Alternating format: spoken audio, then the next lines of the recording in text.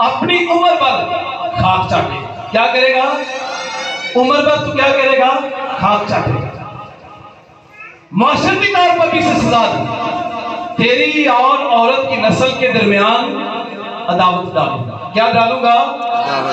آپ سانپ کو دیکھ کر، یہ ویسے پروفیسی یسوسی کے لیے ہے، عام انسانوں کے لیے بھی ہے، کیونکہ آپ کیا کرتے ہیں آج بھی سانپ کو دیکھ کر کیا اسے شیشے میں قید کرتے ہیں؟ نہیں. کیا کرتے ہیں بھلا اسے؟ معاشرتی طور پر بھی معاشرے میں اس کا کوئی مقام نہیں. آدم کو، پھر اس کے بعد سانپ کے بعد خدا نے حوا کو کہا، ترتیب سے خدا بھی سزا دے رہا ہے. گناہ کس کا تھا؟ سانپ کا. سانپ نے بہکایا تھا. اور دوسرے نمبر پہ اس کو قبول کس نے کیا تھا؟ حوا نے. اب حوا کو خدا کیا کہتا ہے 16ویں آیت سے؟ درد سے بچے جنے گی. کیا کرے گی تو؟ درد سے بچے جنے گی. یہ جسمانی سزا، جسمانی موت. اب تو درد سے بچے جنے گی. نفسیاتی طور پر خدا نے کہا تیری رغبت اپنے شوہر کی طرف ہوگی. کس کی طرف ہوگی تیری رغبت؟ اپنے نفسیاتی طور پر. تیسرے نمبر پر معاشرتی طور پر کہا وہ تجھ پر حکومت کرے گا. وہ تجھ پر کیا کرے گا؟ حکومت. معاشرتی طور پر معاشرے میں اس کا مقام یہ ہوگا کہ وہ تجھ پر کیا کرے گا؟ حکومت. آج بھی کنٹرول کرتے ہیں خاندانوں میں مرد. پھر خدا آیا آدم کی طرف. آدم سے خدا نے کیا کہا؟ زمین تیرے سبب سے لعنتی. زمین کس کے سبب سے لعنتی ہوئی؟ تیرے سبب سے. جسمانی موت مشقت کے ساتھ تو عمر پر اس کی پیداوار کر. مشقت کون کرتے ہیں؟ ہمارے ملک میں فرق ہے کلچر. ہمارے ملک میں مشقت کون کرتا ہے؟ مرد سے سویرے بیچارہ جانا ہے، رات نو آتا ہے. کیوں کرتا ہے بڑا مشقت؟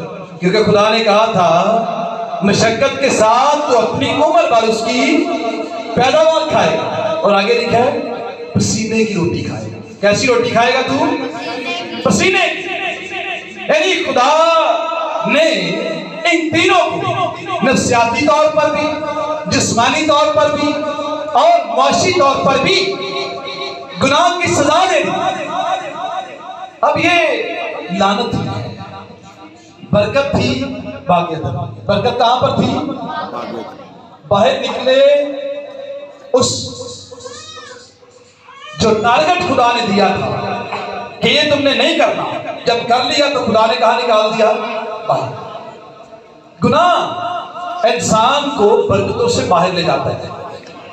گناہ کا جو عام طور پر سادہ سا مطلب ہے وہ یہ ہے نشانے سے چوک جانا. کیا کرنا؟ نشانے سے چوک جانا. یعنی آپ کے پاس ایک ٹارگٹ ہے، آپ اس ٹارگٹ سے ہٹ جائیں تو یہ گناہ ہے. یعنی نشانے سے چوک جانا. خدا نے ایک نشانہ دیا تھا کہ سب کچھ تو کھا سکتا ہے لیکن باغ کے بیچ کے درخت کا پھل نہ کبھی کھانا اور نہ اسے چھونا. جس دن کھاؤ گے تو مر جاؤ. اب یہ برکت تھی، لعنت میں بدل گئی.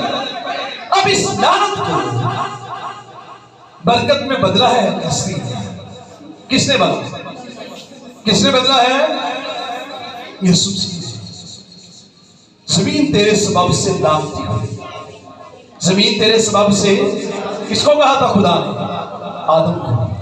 زمین تیرے سبب سے لعنتی ہوئی. اب ان لعنتوں کو میرے اور آپ کے خداوند یسوع مسیح نے بدلا. غلطیوں کے نام خط میں لکھے مسیح جو ہمارے لیے لعنتی بنا، اس نے ہمیں موت دے کر شریعت کی لعنت سے چھڑایا.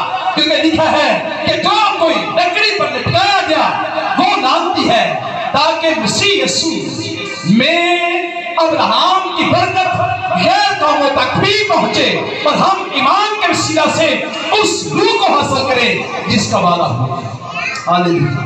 ہمارے خداوند نے خود اپنے بیٹے کو اس زمین پر بھیج کر اسے لعنتی موت دی تاکہ اس لعنت کے وسیلہ سے اس زمین کی وہ ساری لعنتیں ختم کر سکے. زمین تیرے سبب سے کیا ہوئی؟ لعنت. اور سب سے بڑی لعنت کیا تھی؟ موت. کیا تھی؟ موت. تو موت کو یسوع مسیح نے کیا دی؟ शिकस्त। क्या लिखा है? ए मौत तेरी फतह कहाँ रही? मौत फतह का लुकमा बन गई। अब मौत फिर से खुदा यीशु मसीह ने किसमें बदल दी है? जिंदगी में। इस मौत को हराने के लिए यीशु मसीह ने खुद मौत को शिकस्त दी है और तीसरे दिन मुर्दों में से जी उठकर उसने मेरे लिए, आपके लिए, पूरी दुनिया के लिए जो कोई उस पर ईमान लाएगा हलाक ना होगा बल्कि हमेशा की जिंदगी पाएगा। उसने हमारी सारी लानतें, सारी मुशक्कतें उठा दी ताकि हम फिर से उस जिंदगी में जो कसरत की जिंदगी है दाखिल हो सके। हालेलुया। हमारा खुदावंद यीशु मसीह फिर से आत्मे सारी बनकर उतरा है ताकि जमीन की लानतों को फिर से जिंदगी में बदल सके। बरकत यीशु मसीह सब कैसे पा सकते हैं?